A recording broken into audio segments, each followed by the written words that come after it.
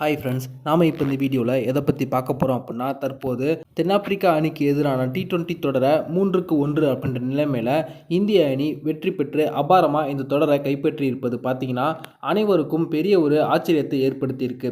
இளம் வீரர்கள் அடங்கிய இந்திய அணி தென்னாப்பிரிக்காவுக்கு சென்று அங்கு பெரிய ஆதிக்கத்தை செலுத்தி ஜாம்பவான்கள் அடங்கிய தென்னாப்பிரிக்க அணியை அவங்களுடைய சொந்த மண்ணிலே வீழ்த்தி இருப்பது தான் இந்த ஆச்சரியத்திற்கு காரணம். தற்போது இந்திய அணியுடைய வெற்றிக்கு பிறகு அந்த அணியின் அதிரடி வீரரான ஹென்ரிக் கிளாசன் ஒரு ஓப்பன் ஸ்டேட்மெண்ட்டை விட்டிருக்காங்க. இதுதான் பார்த்தீங்கன்னா தற்போது இந்திய ரசிகர்களுக்கு மேலும் குஷியை ஏற்படுத்தியிருக்கு அப்படின்னே சொல்லலாம். அது பற்றின முழுமையான விவரத்தை பார்ப்போம்.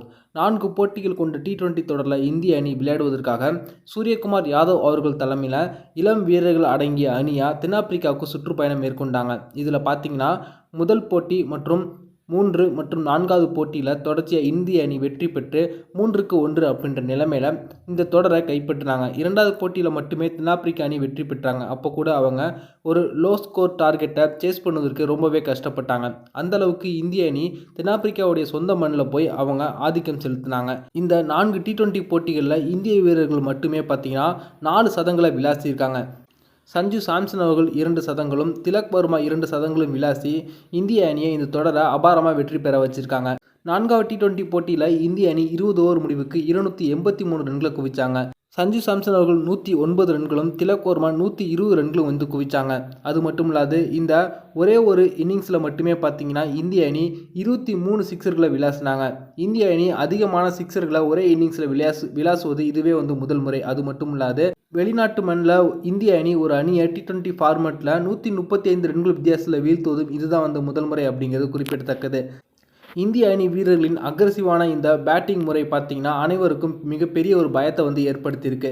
இந்த போட்டி முடிஞ்சதுக்கப்புறம் தற்போது தென்னாப்பிரிக்க அணியின் அதிரடி வீரரான ஹென்ரிக் கிளாசன் மற்றும் அந்த அணியின் கேப்டன் மார்க் ராம்னா என்ன சொல்லியிருக்காங்க அப்படின்னா, இந்த 11 பேர் கொண்ட இந்திய அணியை நீங்கள் எந்த நாட்டுக்கு அனுப்புனாலும் சரி அவங்க போட்டியை வெல்லாமல் திரும்ப மாட்டாங்க.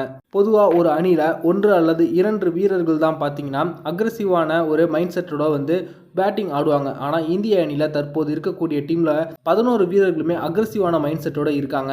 இது போன்ற வீரர்கள் அடங்கிய அணியை எங்கு நீங்கள் கொண்டு போனாலும் அவங்க தொடரை கைப்பற்றாமல் விட மாட்டாங்க. இவங்களுடைய அணியை பார்க்கும்போது 2000 ஆண்டு காலகட்டங்களில் எப்படி ஆஸ்திரேலிய அணி ரிக்கி பாண்டிங் அவங்களுடைய தலைமையில் ரொம்ப அக்ரஸிவாக விளையாண்டுட்டு இருந்தாங்களோ அதே போல தான் தற்போது இந்திய அணி இருக்காங்க.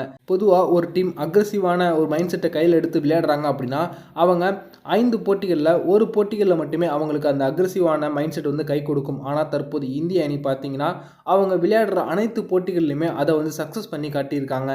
தற்போது இளம் வீரர்கள் அடங்கிய இந்திய அணியை தற்போது ஒரு நாள் போட்டிக்கும் இதே போல் பில்ட் பண்ணாங்க அப்படின்னா கண்டிப்பாக அடுத்து வருகின்ற ஒரு நாள் போட்டிக்கான உலகக்கோப்பையை இந்திய அணி தான் கைப்பற்றும். அது மட்டும் இல்லாது 2026ஆம் ஆண்டு நடக்கப்போகும் T20 உலகக்கோப்பையை இந்திய அணி தான் கண்டிப்பாக வெல்லும். இது நீங்கள் இப்பயே எழுதி வச்சுக்கலாம் அப்படின்னு தற்போது பார்த்தீங்கன்னா ஹென்ரிக் கிளாசன் ஓப்பனாக தற்போது ஸ்டேட்மெண்ட் கொடுத்துருக்காங்க.